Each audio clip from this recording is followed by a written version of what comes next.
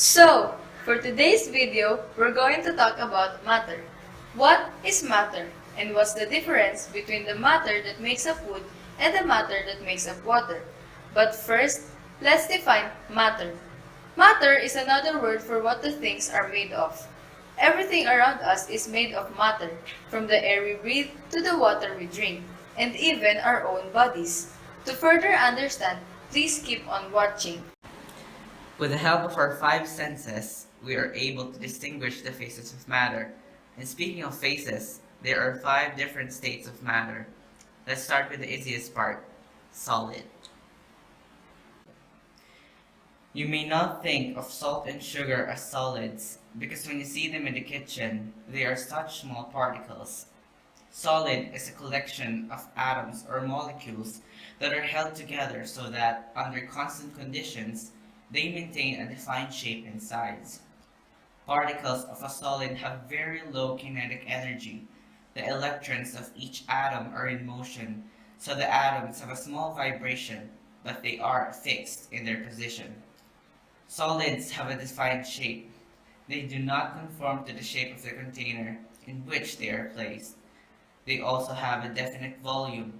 The particles of a solid are already so tightly packed together that increasing pressure will not compress the solid to a smaller volume. Now, let's move on to the liquid phase. The particles of a substance have more kinetic energy than those in a solid. The liquid particles are not held in a regular arrangement, but are still very close to each other, so liquids have a definite volume. Liquids, like solids, cannot be compressed. Particles of a liquid have just enough room to flow around each other, so liquids have an indefinite shape. A liquid will change shape to conform to its container.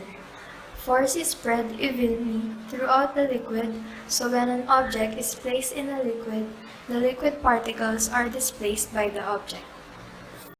Then there's gas. Gas particles have a great deal of space between them and have high kinetic energy.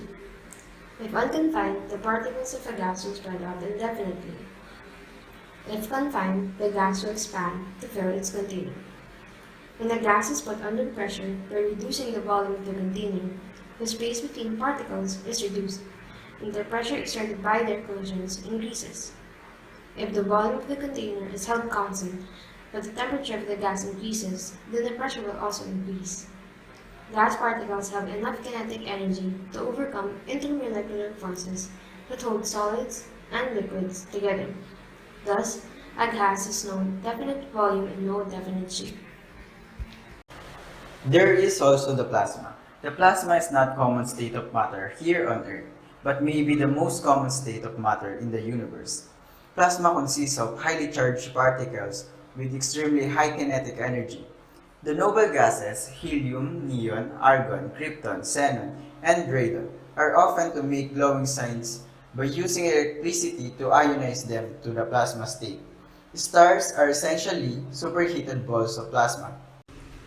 And lastly, the Bose-Einstein condensates. In 1995, technology enabled scientists to create a new state of matter, the Bose-Einstein condensate, BEC.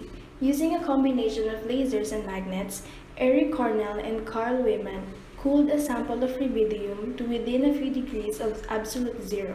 At this extremely low temperature, molecular motion comes very close to stopping altogether. Since there is almost no kinetic energy being transferred from one atom to another, the atoms begin to clump together. There are no longer thousands of separate atoms, just one superatom. A BEC is used to study quantum mechanics on a macroscopic level. Light appears to slow down as it passes through a BEC, allowing the study of particle wave paradox. A BEC also has many of the properties of a superfluid, flowing without friction. BECs are also used to stimulate conditions that might apply in black holes.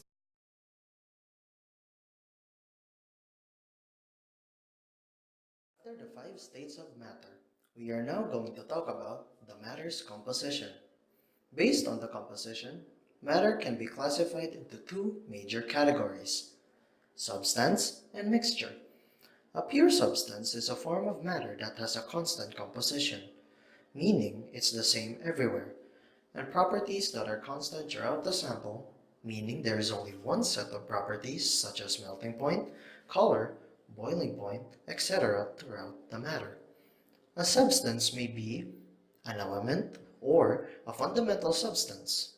It cannot be separated into simpler substances by chemical methods, or it could also be a compound that is composed of two or more elements in fixed proportions. It can be separated into simpler substances and elements only by chemical methods. A material composed of two or more substances that retain their individual identities and can be separated by the physical methods is a mixture. A mixture may be A. Homogeneous, or a mixture having a uniform composition and properties throughout, or it could be a heterogeneous, or a mixture not uniform in composition and properties throughout.